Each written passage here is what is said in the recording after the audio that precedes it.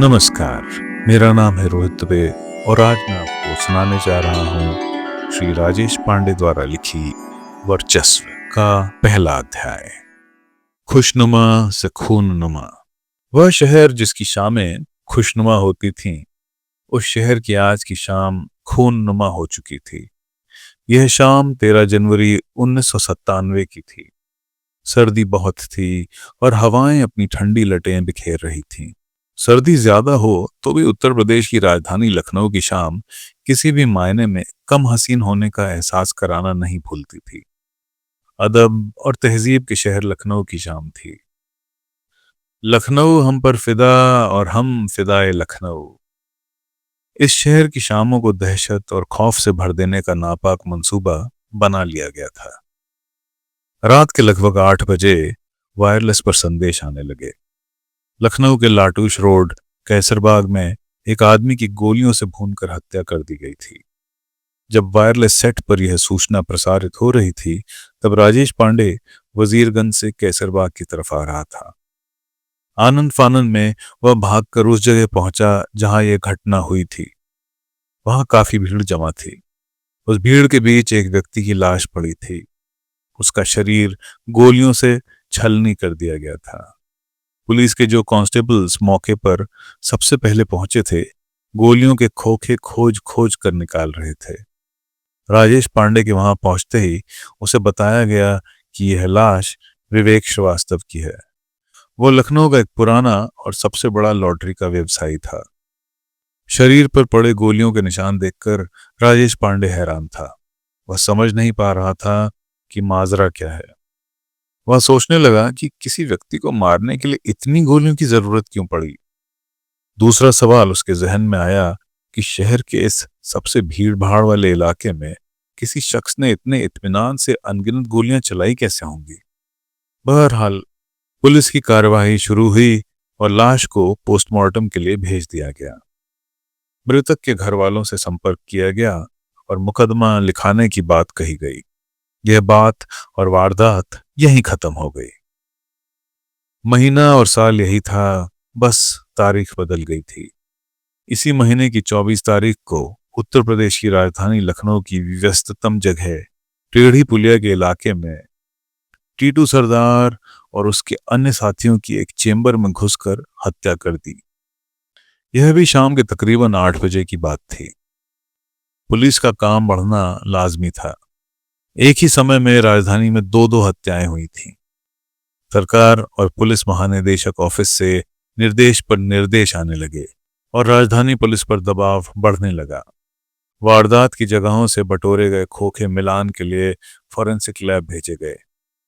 इसके बाद 2 महीने तक कोई बड़ी हत्या या वारदात नहीं हुई।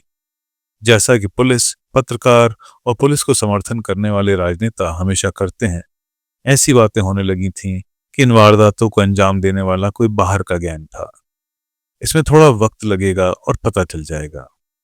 कहा जाने लगा कि कुछ सूत्र मिले हैं, कुछ मुखबिरी हुई है और गैंग के बारे में पता चल रहा है। जल्दी दोनों घटनाओं का पर्दाफाश होगा।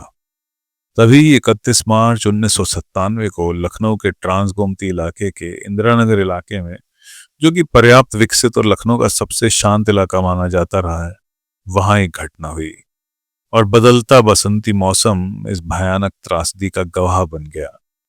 यह बात सुबह 9:30 बजे की है। उस दिन स्प्रिंगडेल स्कूल में प्राइमरी सेक्शन के बच्चों का रिजल्ट आना था। स्वाभाविक रूप से बच्चों के अभिभावक भी बच्चों के साथ आए थे। स्कूल के बाहर भारी तादाद में अभिभावकों की गाड़ियां खड़ी थीं।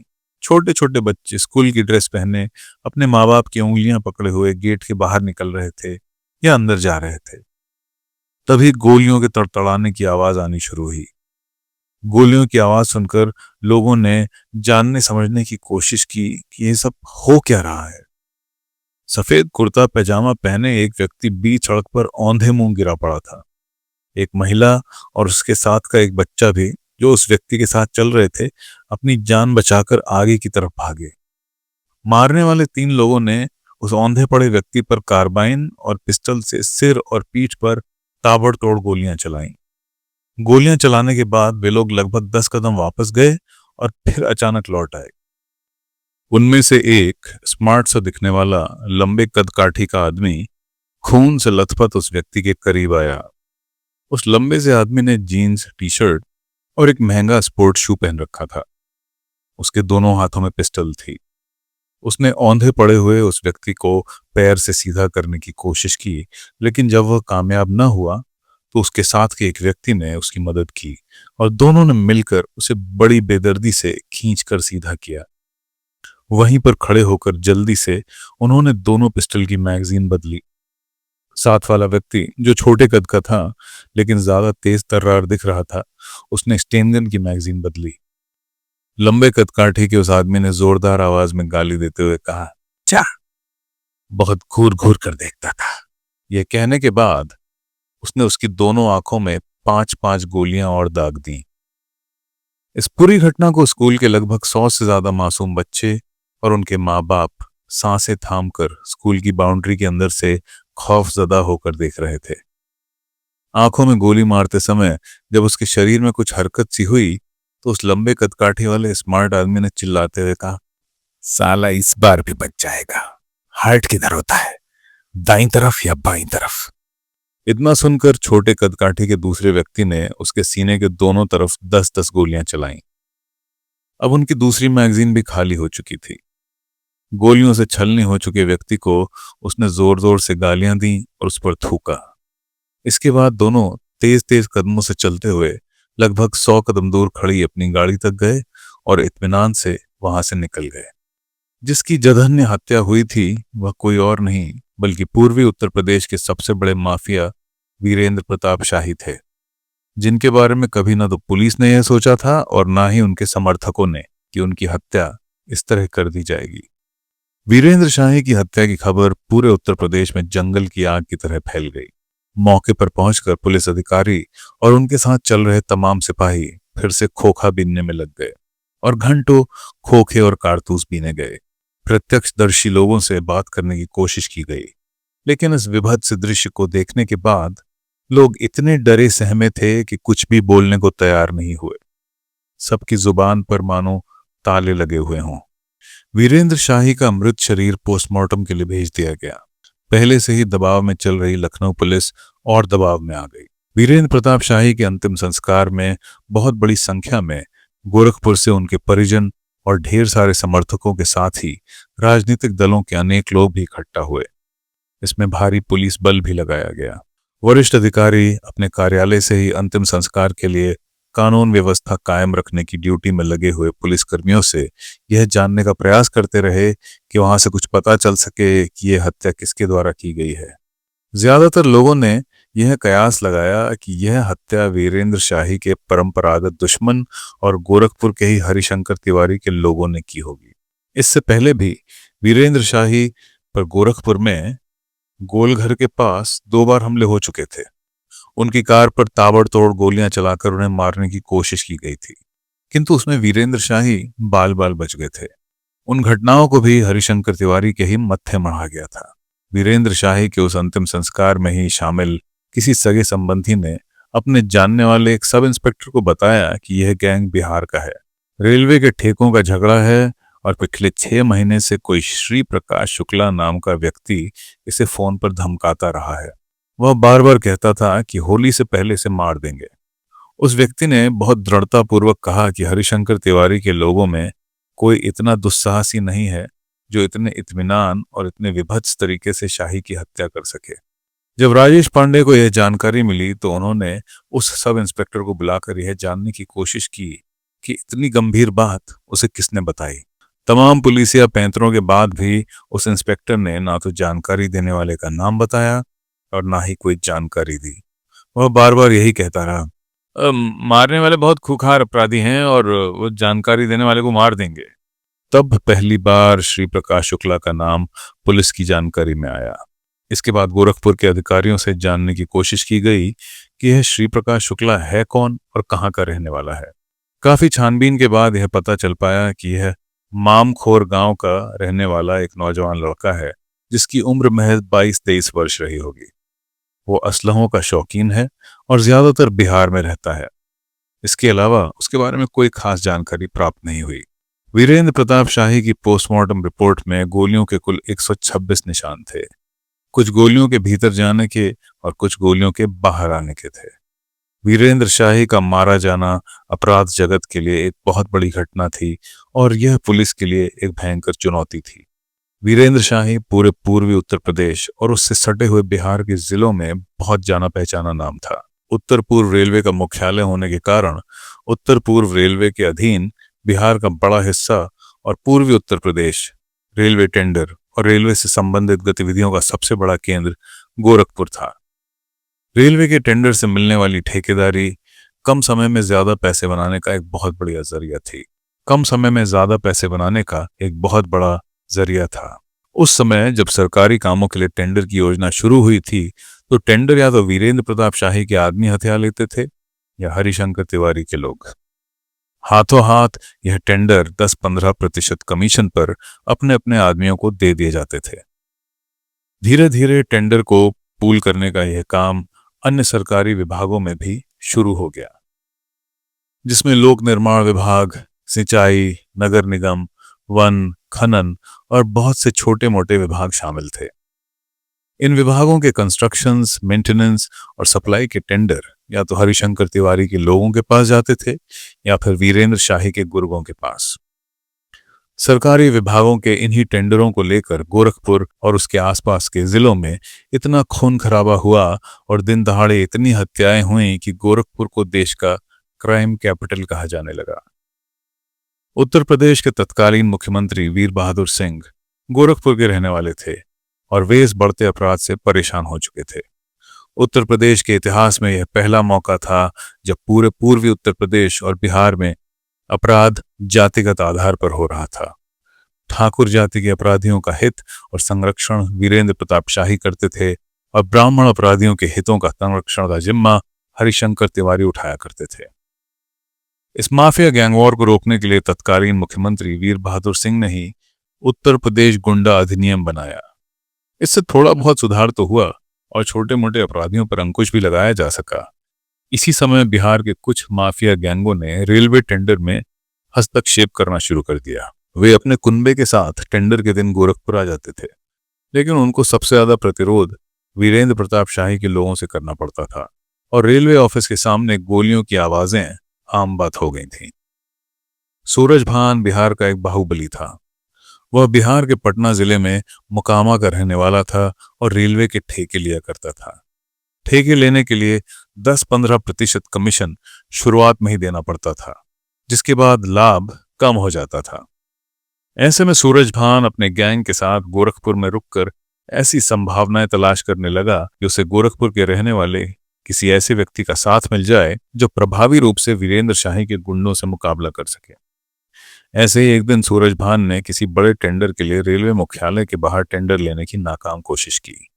उसी टेंडर को हथियाने फैजाबाद के विधायक पवन पांडे, सत्तू पांडे, घनश्याम पाठक, आनंद पांडे और सुधीर त्रिपाठी भी गए थे।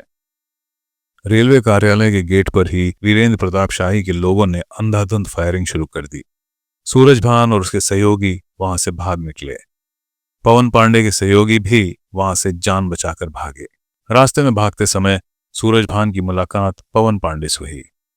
सूरजभान ने पवन पांडे से कहा, भैया आप लोग कहाँ से हैं? मैं अयोध्या से विधायक हूँ, मेरा नाम पवन पांडे है। बाकी लोग भी अयोध्या से हैं? सूरजभान ने पूछा। हाँ, सभी मेरे मित्र हैं। ये सत्तू पांडे है, ये आनंद पांडे है। सूरजभान ने पूछा, आप लोगों का यहाँ कैसे आना हुआ? हम लोग मीटर गेज के ब्रॉड गेज कन्वर्जन में गिट्टी सप्लाई का टेंडर लेने आए थे, पवन पांडे ने कहा। अरे आया तो मैं भी उसी काम से था, सूरजभान ने कहा। तब पवन पांडे ने गाली देते हुए कहा, यह शाहिया किसी बाभन को रेलवे का ठेका नहीं लेने देगा, इसका कुछ इंतजाम करना पड़ेगा। सूरजभान ने कहा, मैं भी 6 महीने से इसकी गुंडई से परेशान हूं। 10 साल से रेल मंत्री बिहार के होते आए हैं। जॉर्ज बाबू, रामविलास पासवान, नीतीश कुमार, जगजीवन राम, सारे के सारे बिहार के थे, लेकिन आज तक किसी बिहारी ठेकेदार को बिहार के रेलवे के काम का ठेका गोरखपुर से नहीं मिल पाया। काम हम कराएं, मंत्री हमारा, बजट हमारा और सारा मजा शाही और तिवारी लूटें। ये कितने दिन चलेगा? सूरज भाई, आपने मेरे दिल की बात कह दी। एक गुंडे के बल पर टेंडर ले लेते हैं और बिना कोई काम किए करोड़ों रुपए लेकर छोटे ठेकेदारों को ठेका बांट देते हैं। दोनों ही हरामी हैं। पवन पांडे ने कहा। दोनों में ज्यादा हरामी कौन है? सूरज भान ने पूछा। पहले उसी से निपटना होगा। तिवारी जी तो थोड़ा बहुत एडजस्ट भी कर लेते हैं, लेकिन ये शाहिया साला हाथ भी नहीं रखने देता, पवन पांडे बोला। सूरज भान ने तुरंत कहा, पवन भाई आप पंडित हो, इसीलिए कह रहे हो कि तिवारी जी कुछ एडजस्ट कर लेते हैं। मैंने सारे जतन करके देख लिए, ये दोनों एक नंबर के कमीने हैं। बात करते करते सभी होटल पहुंच गए।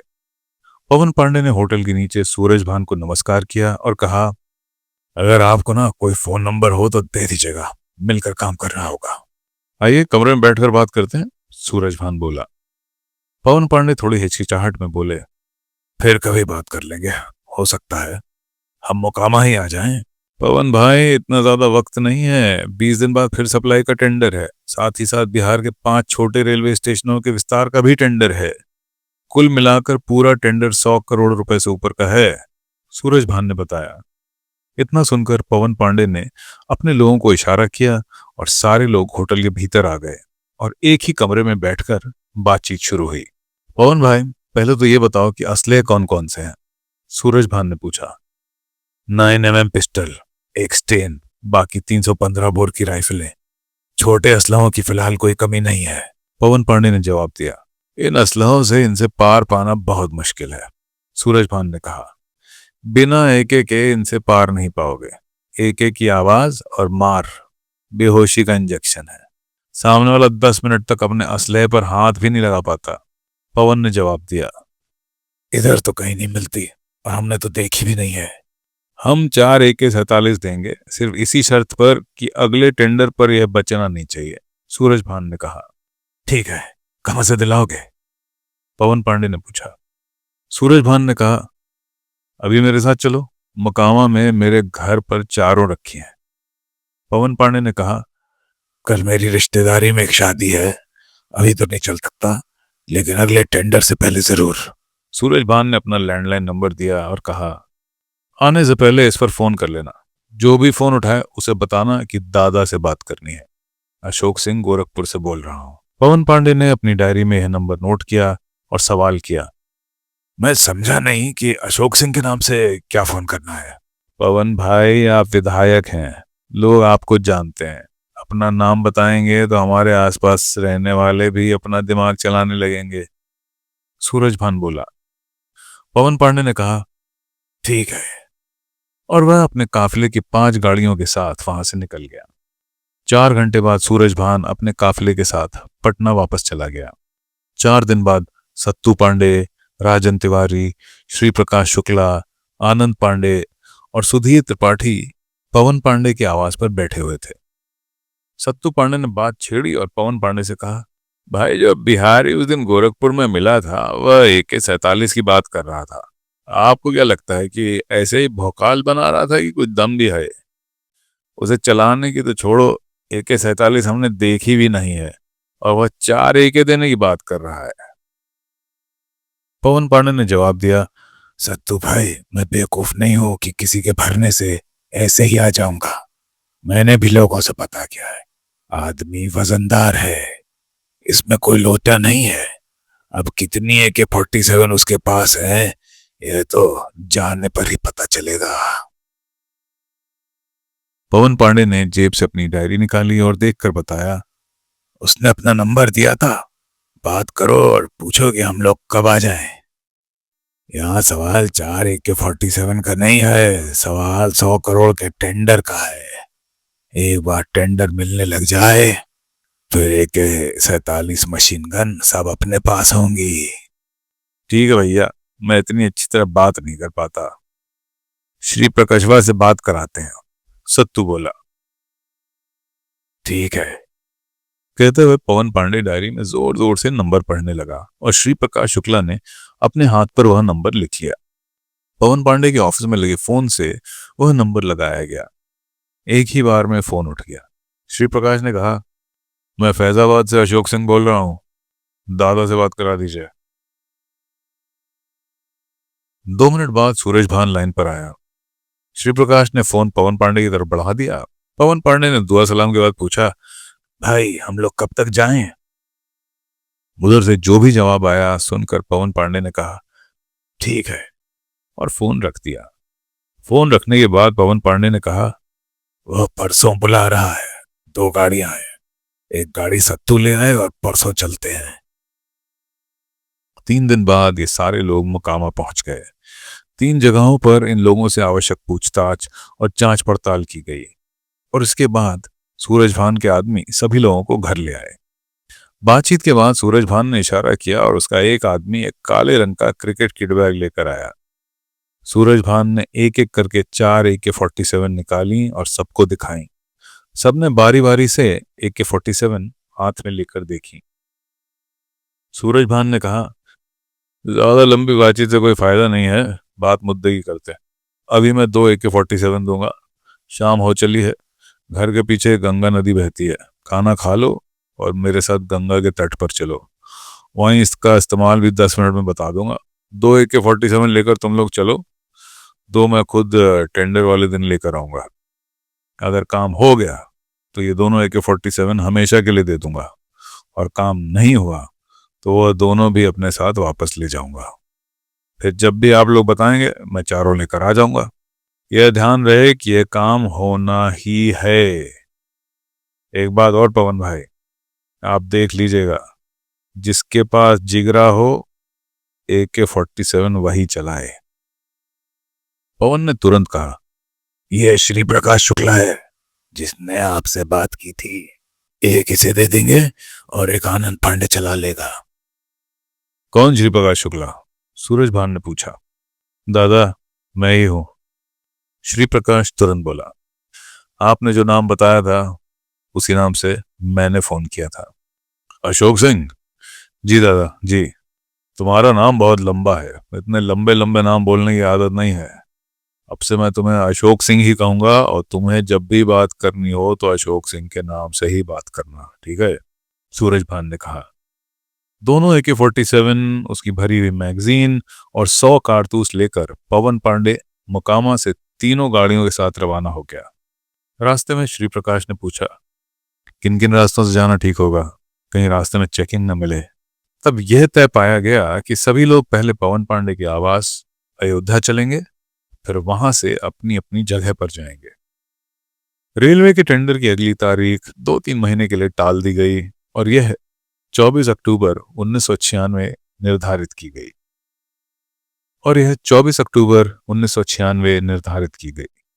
श्री प्रकाश शुक्ला और आनंद पांडे AK-47 का इस्तेमाल करने के लिए मौका ढूंढ रहे थे। इसी बीच शराब की दुकानों की नीलामी का समय आ गया। तो मित्रों, अगला अध्याय हम जल्द ही लाएंगे। लाइक, सब्सक्राइब और शेयर करना मत भूलिएगा। धन्यवाद।